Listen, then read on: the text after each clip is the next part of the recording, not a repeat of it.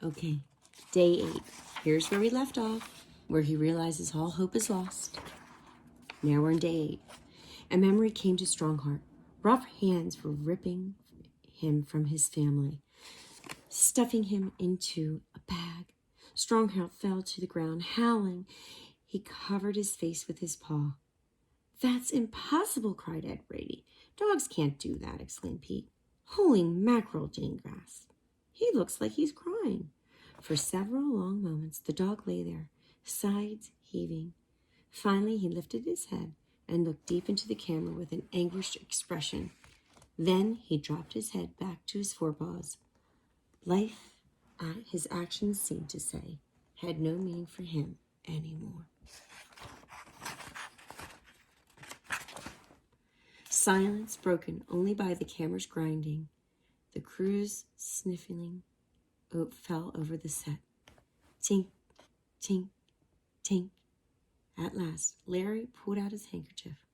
"Wow, Strongheart. Wow, buddy." He wiped his eyes and blew his nose. "Cut, print, that's a wrap."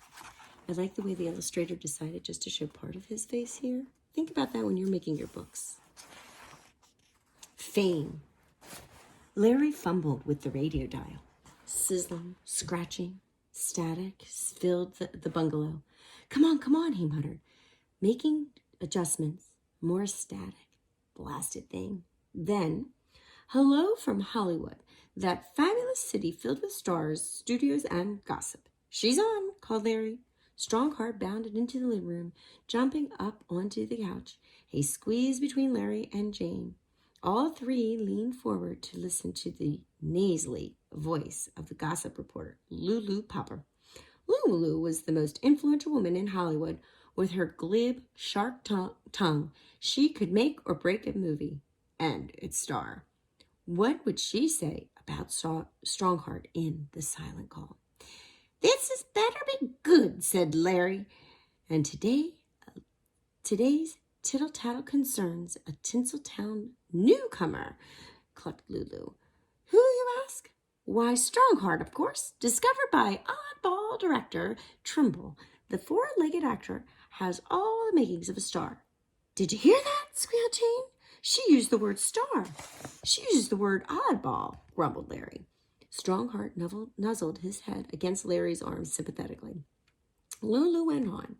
"Just last night, I attended an advanced screening of Strongheart's first ever movie, The Silent Call. Listeners, he is a marvel. His rakish good looks rival Valentino's, and his acting ability is, dare I say, more human than humans. I confess I am absolutely mad for the dog." She likes it," whooped Harry. "Shh," said Jane.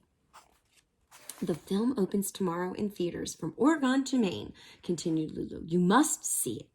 Once you have, I know you'll agree, Strongheart is the brightest new star in Hollywood, already glittering heaven.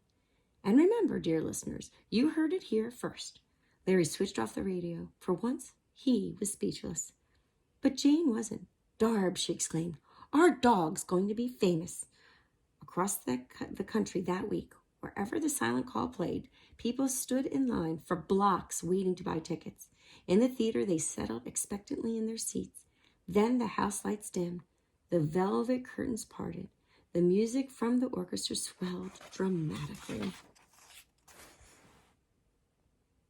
can see the people here. I love the way they put that in the foreground. And you can see the movie screen in the background here. Made him back.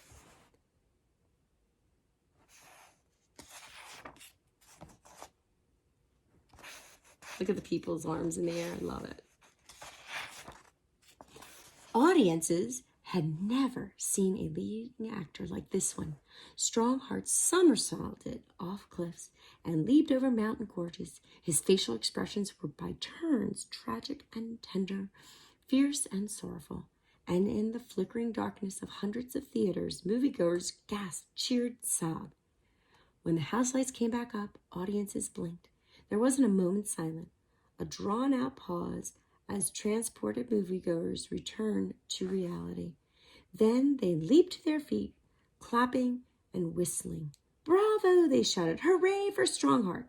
By week's end, The Silent Call was America's #1 movie, and Strongheart was its #1 movie star. At Larry's bungalow, the telephone gaggled morning and night. Requests offered, invitations, and poured in. Or hordes of reporters begged for stories about the star. Does Strongheart snack on steak and in a silver bowl, they asked? Does he wear a diamond collar?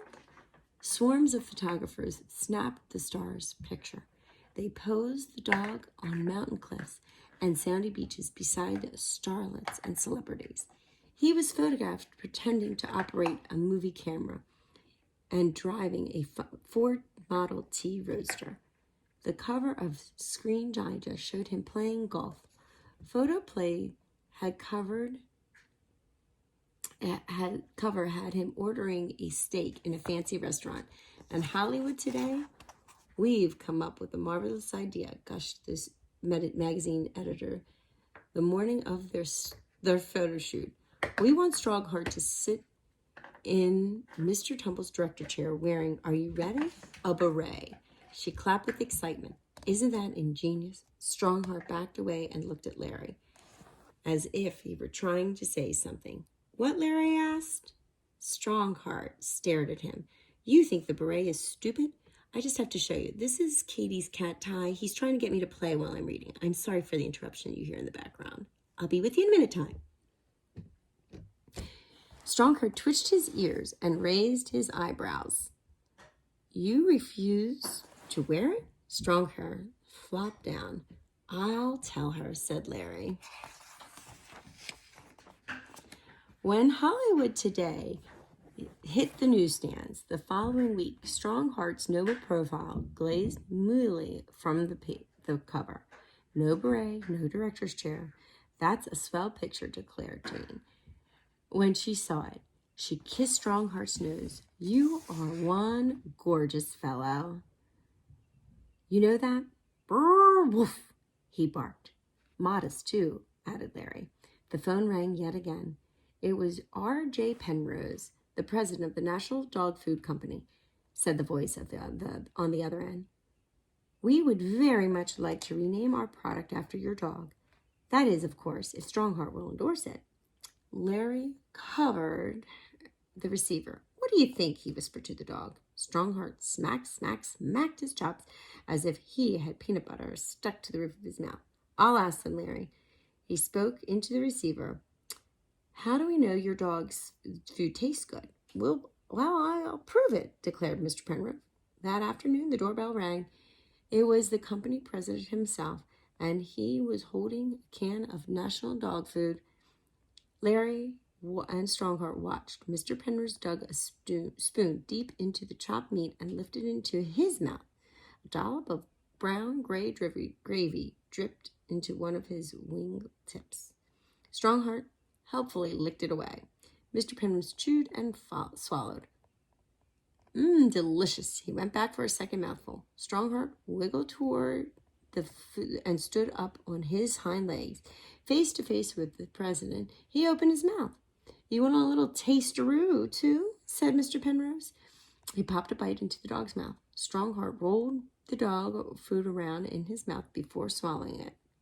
He waggled his ears as if he was trying to decide whether he liked it. Woof, he decided.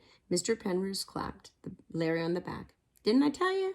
Sitting shoulder to shoulder in front stoop, dog and company president finished the can. Weeks later, Strongheart's dog food appeared in the grocery stores from coast to coast. Every can featured the picture of the movie star dog. My favorite dog food, read the back label. Faithfully, Strongheart. But it wasn't until breakfast one morning that Larry fully realized the height of his dog fame. He was buttering toast for Strongheart and reading the Los Angeles Chronicle when he suddenly whistled. Will you look at that? Then he held out the newspaper so Strongheart could see. German Shepherd becomes most popular breed in America, read the headline. Everybody wants a Strongheart, said Larry.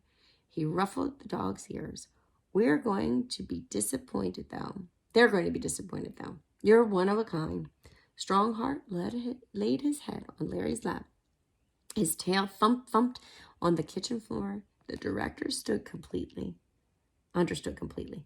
Strongheart thought Larry was one of the kind too.